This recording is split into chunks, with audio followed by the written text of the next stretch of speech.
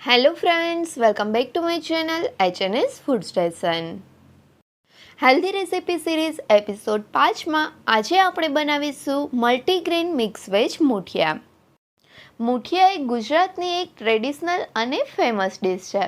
તો આજે આપણે આ ટ્રેડિશનલ ડિશમાં થોડો ટ્વિસ્ટ કરીને તેને વધારે હેલ્ધી બનાવીશું.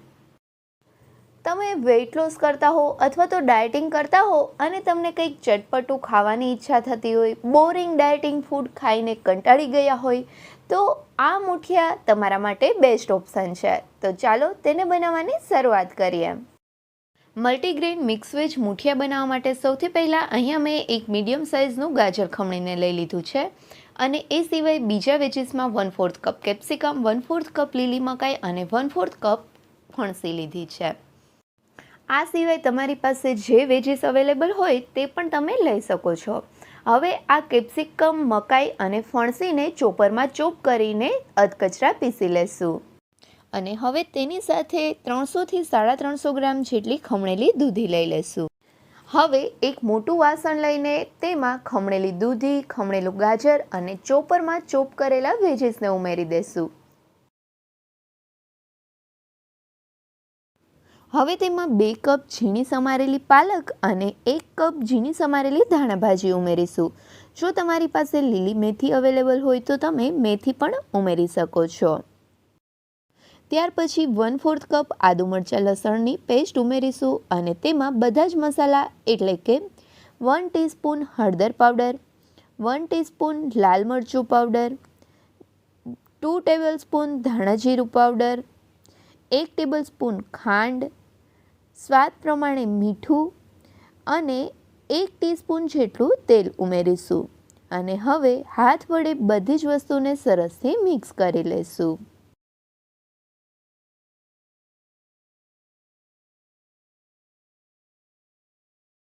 બધા મસાલા સરસથી મિક્સ થઈ જાય એટલે તેમાં અડધો કપ જુવારનો લોટ, અડધો કપ બાજરાનો લોટ, 1/4 કપ બેસન, 1/4 કપ રવો અને 1/4 કપ પ્લેન ઓટ્સ ઉમેરીશું.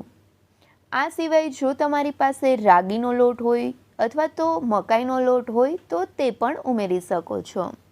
બધા લોટ ઉમેરાઈ ગયા બાદ તેમાં 1/4 કપ જેટલું દહીં ઉમેરીશું અને ત્યાર પછી 1/4 ટીસ્પૂન જેટલા બેકિંગ સોડા ઉમેરીને સોડાને એક્ટિવેટ કરવા માટે તેમાં અડધા લીંબુનો રસ ઉમેરીશું અને બધી જ વસ્તુને સરસથી મિક્સ કરી લઈશું. હવે બધા લોટ અને મસાલાઓ મિક્સ થઈને આ મુઠિયા માટેનો લોટ તૈયાર થઈ ગયો છે. હવે હાથમાં થોડો લોટ લઈને આ રીતે મુઠિયાનો શેપ આપીશું. જો લોટ હાથમાં ચોંટતો હોય એવું લાગે તો હાથને થોડો તેલવાળો કરી લેવો અને આ જ રીતે બધા મુઠિયા બનાવીને તૈયાર કરીશું. જો તમારાથી આ રીતે મુઠિયાનો શેપ આપતી વખતે આંગળીની છાપ ના પડે તો તમે ગોળ રોલ પણ વાળી શકો છો. બધા મુઠિયા તૈયાર થાય ત્યાં સુધીમાં જો હજી તમે મારી ચેનલને સબસ્ક્રાઈબ નથી કરી તો નીચે આપેલા સબસ્ક્રાઈબ બટન પર પ્રેસ કરો અને બાજુના બેલ આઇકન પર ક્લિક કરો જેથી તમને મારા નવા વિડીયોનું નોટિફિકેશન મળતું રહે. બધા મુઠિયા તૈયાર થઈ જાય પછી અહીંયા મેં સ્ટીમરમાં પાણી ગરમ કરવા મૂક્યું હતું. હવે તેના ઉપર આ રીતે કાણાવાળી પ્લેટ મૂકીને તેના ઉપર બધા મુઠિયાને ગોઠવી દેશું. આ રીતે બધા જ મુઠિયા ગોઠવાઈ જાય ત્યાર પછી તેને ઢાંકણ ઢાંકીને 15 મિનિટ માટે સ્ટીમ થવા દેશું.